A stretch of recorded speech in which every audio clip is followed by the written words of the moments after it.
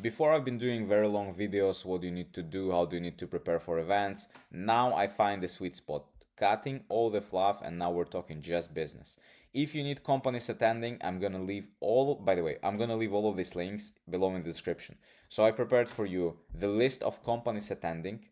You can just find it with around 300 or 400 companies that we already have, and the list is going to be constantly updated of those that are attending EthCC. If you need clients, prospects, investors, like whatever, you can find those companies on that list and confirm that they are going to be at EthCC or not. The list of side events, the list of communities, I chose the three most interesting one for me. You can find more, but this is the ones that I can give to you.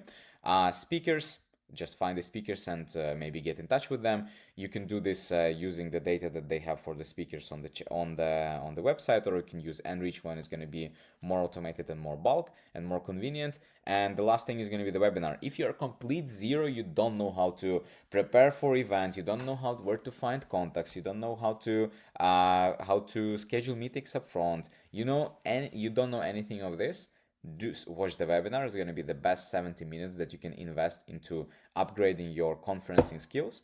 And that's basically it. Have a great EthCC. I think I'm going to be there, so if you are, just drop me a message.